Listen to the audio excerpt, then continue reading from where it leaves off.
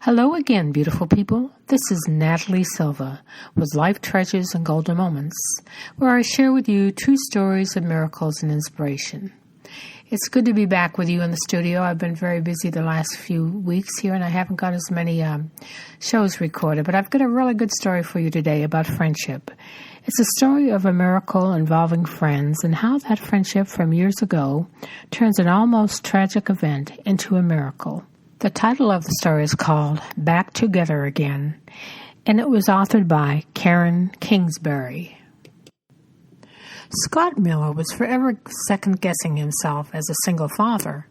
His wife had left him and their 2 children 15 years ago, and now little Laura was a full-fledged teenager.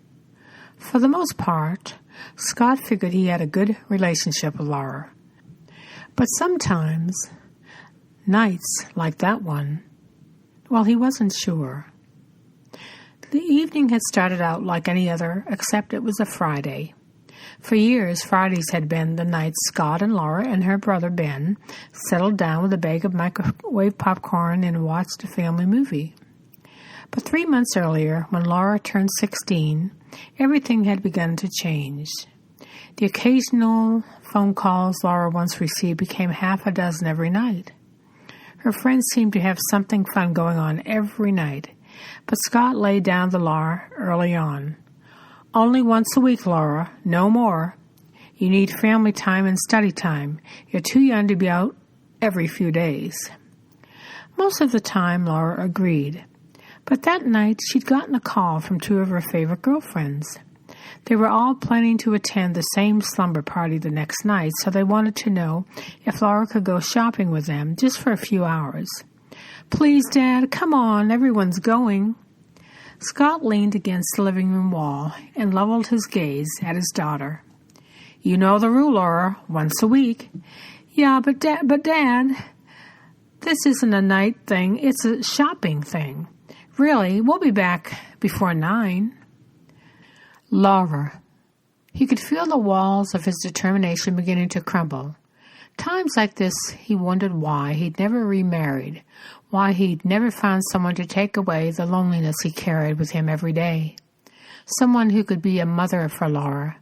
For a fraction of an instant, he wondered about Becky Olson, his first love. Becky would never have walked out on him, ever. If only he hadn't let her go after high school, she would be here now offering Laura service. He sighed and searched his daughter's eyes. "Who's driving?" "Susie's mother. She can pick me up and drop me off." "Me too." Ben walked into the room and grinned at her. He was 15 and loved giving Laura grief when it came to her friends. "No."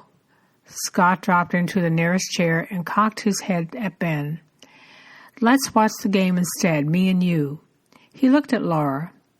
She'd be fine. This was Mill Creek, Washington, after all. The crime rate was on one of the lowest in the nation. Go ahead and go shopping. Laura ran to him and threw her arms around his neck.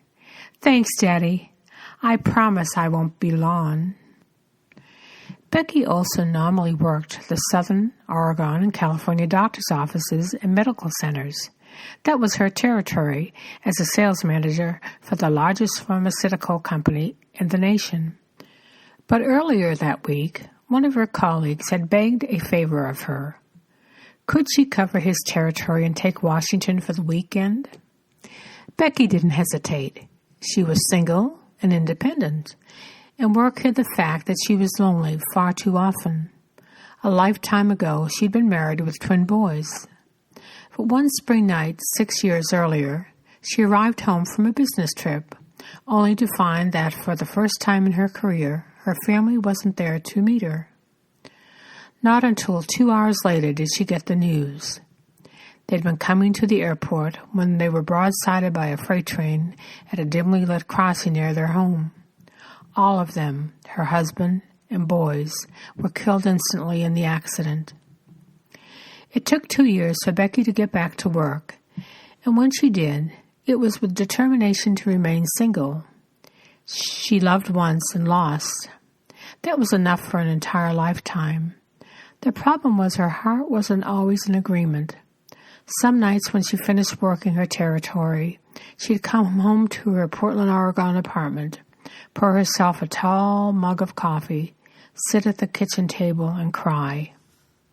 Not because she wanted another family, but because she wanted a friend. Her schedule kept her on the road far too often to develop any sort of consistent relationship, even with her neighbors.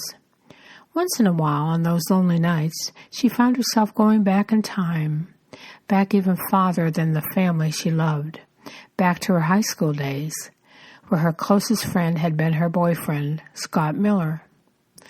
They'd been friends, of course, but that didn't stop them from spending equal time laughing and playing and baring their hearts to each other.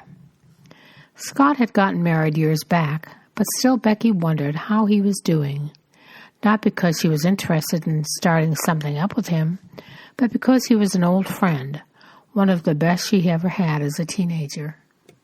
Her thoughts cleared, and she thought about the matter at hand. She needed to find her hotel, check in, and go over the notes for her meetings she scheduled for the next day at the nearby hospital. But first she needed to pick up a pair of nylons.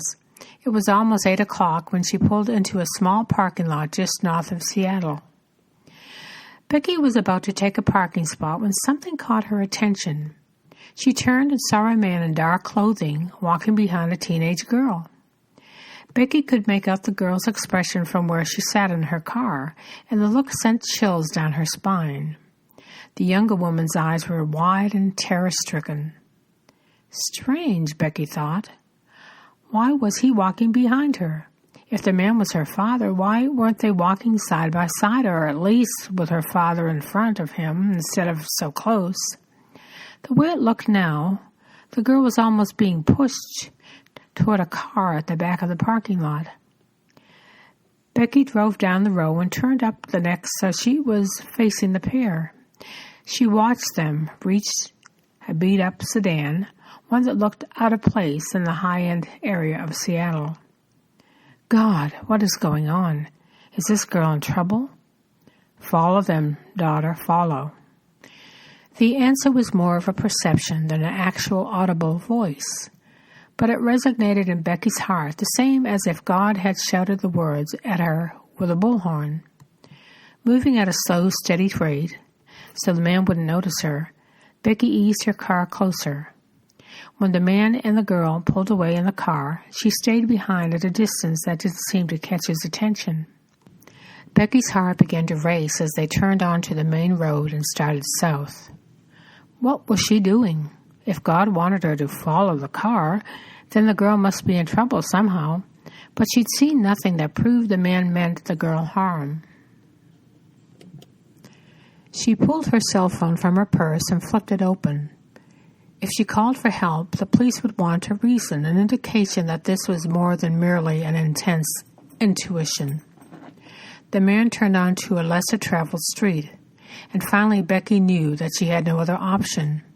If he led them into a deserted area, he'd certainly see her following him, and then the girl could be in more trouble than before. For that matter, if he had a gun, she and the girl both could be at risk. Without giving the matter another thought, Becky dialed 911 and waited. A voice came on the line in an instant. 911, what is your emergency? I'm following a man whom I believe has kidnapped a teenage girl. Becky ran her tongue over her lips and tried to sound believable. She looked so scared to death. The emergency operator asked for Becky's location, and she gave it. 3 minutes later, a police car with flashing lights came up behind Becky, passed her, and pulled over the man and the teenage girl. Becky stopped also and sat in the car while the drama played out. One officer asked the man at the wheel to step out while his partner patted him down. That's when Becky saw it. The second officer froze and then pulled a gun from the man's pocket.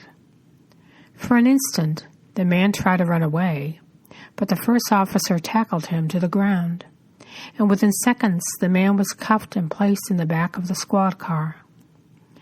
Becky climbed out of her car, Then, her knees trembling from what she had just witnessed, she approached the car where the officers were talking to the girl and explained that she was the witness, the person who had seen the man lead the girl to the parking lot.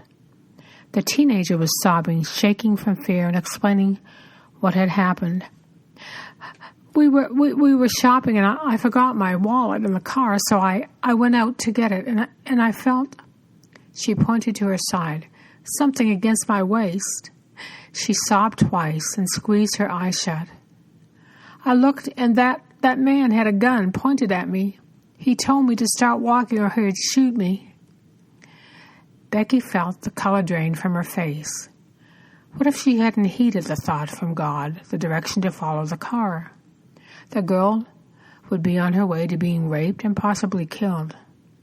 The police were making their report, so Becky approached the girl, introduced herself, and explained how she had witnessed the man forcing her to the car and called for help.